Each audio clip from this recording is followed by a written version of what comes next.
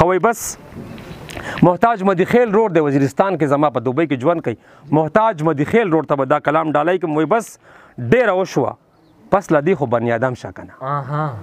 بس ډېره وشوه پس لدی خو بنی آدم شه کنه د محترم بابا اولاد محترم شه کنه خلق لګیا دي پتا سپي ته فوقیت ورکوي د خدای ظالمانو په سپي خو مقدم شه کنه تاکي ایمان منم خو دلته جانان پاتې راځي د ګستاخۍ مرتکب نشي سره خم شه کنه د غریبۍ جونګړې دې حال ته دې راوستمه چې د الله رحمت ته هم وایم چې کم شه کنه ډېره مننه جي وایي زار دی د هر قسم جرت نه خو زما کپرۍ چې د جانان باڼه وریږي نو قلم شه کنه دې انسانانو ته مرغۍ د ځان نه مه جوړوه چې درته وایم چې لړم شه نو لړم شه کنه دې انسانانو ته مرغۍ د ځان نه مه جوړوه چې درته وایم چې لړم شه نو لړم شه کنه ته د لحد د خمارانو کیسې چاته کوي چې دومره علم درته شته مولا نو سم شه کنه ته د لحد د خمارانو کیسې چاته کوي چې دومره علم درته شته مولا نو سم شه کنه په سټام لیکلی مانه واخلی شیرینۍ فرهاده خبرې پرېږده ته دې غر ته خو اړم شه کنه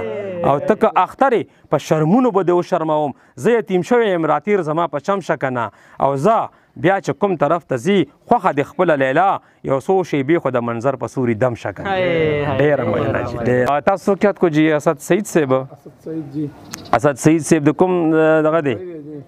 د پیر د تخبۍ دی حاجي اسد سعید روره تا ته به دا کلام ډالۍ کومه وایي داسې غربتو ګلاب هم نو نرګس هم نو داسې غربتو ګلاب هم نو نرګس هم نو سوکړه کې راغله چې په یو بوټي کې رسم نو جنګه موقع دې لټوله داسې وخت کې راغلی جنګه موقع دې لټوله داسې وخت کې راغلی توره ګاڼه وه استبل کې زما اسم نو څومره په وخت د عظمت په چرن پرېوتمه د دې مندر په دروازه کې خو جرسم نو څومره په وخت د عظمت په چرن پرېوتمه د دې مندر په دروازه کې خو جرسم نو شایستګي وه د تخریب که پرورش د تعمیر ګلشن آبادم نو دومره تسپانه سم نو او چې انتخاب د حمل وکړو ډېر ښه یې وکړل چې انتخاب د حمل وکړو ډېر ښه یې وکړل زما خو خپل کور کې د دویمې ډیوي وسم نو بیګا په داسې کیفیت مبتلا شوی ومه چې د کور ورم ډبېدو او بهر قسم نو بیګا په داسې کیفیت مبتلا شوی ومه چې د کور ورم ډبېدو او بهر قسم نو د یو بل زړونو کې بس درندگان ښکارېدو هغه بې ځایه ربېده ما کې هوسم نو او ما ته په هر چا کې یو داغ په نظر ولې راتلو آینه هم صفا وه سترګو کې مې خصم نو او خپل دومره ستړي عبادت ته خفه ناست یم اوس تندی مې مات کړو سړی دومره مقدسم نو خپل دومره ستړي عبادت ته خفه ناست یم اوس تندی مې مات کړو سړی دومره مقدسم نو جج صاحب نو ما ته خو هم وښایه زما ګنهګار جج صاحب نو ما ته خو هم وښایه زما ګنهګار که زما مرګ خودکشي نه وه د چا ټسم نو څه که اذان د اتفاقې په سپین غرو نه کړو کړی منظر په اباسین ورته او دسم نو ډېره مننه جي ډېره مننه جي ډېره مننه جي ملګرو دا کلام به زه عبدالرؤف ورته ډالۍ کوم چې ما سره خوا کې ناست دی وایي عشقه ته هغه انګولی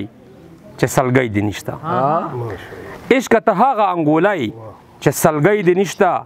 هغه لمبۍ چې تپش لري پولی دې نشته ربابه هر کړنګ دې ورغلی پر هرونه سپړي لکه چې ته هم کلاشنکوف خو شپېلی دې نشته ربابه هر کړنګ دې ورغلی پر هرونه سپړي لکه چې ته هم کلاشنکوف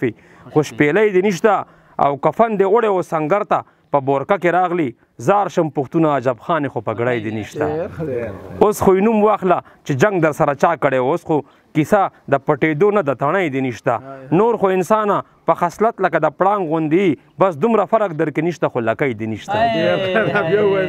نور خو انسانه په خصلت لکه د پړانګ غوندې بس دومره فرق در کې نشته خو لکۍ دې نشته تمهید تړم خو حقیقي عنوان ته نه رسیږم کیسې د کوم ځای نه دې ونیسم غړی دې نشته او د طب دنیا کې د دې رنځ مداوه نه ده شوي ته مې سینه کې هغه درد دی چې ګولی دې نشته شاید چې تا به په خپل زوی باندې تعلیم کړی وي ډېرې مودې نه زه تا وینم چې والی دې نشته شاید چې تا به په خپل زوی باندې تعلیم کړی وي ډېرې مودې نه زه تا وینم چې والی دې نشته څوک مې تپوس د جامو نه کړي خو چې مونځ ته ودرم 50 کسان به آواز راکړي چې ټوپۍ دې نشته منظر ترچم پورې راغلی او خو بیرته لاړو چا ماشومانو ورته ویل چې لیونی دې نشته منظر ترچم پورې راغلی او خو بیرته لاړو چا ماشومانو ورته ویل چې لیونی دې نشته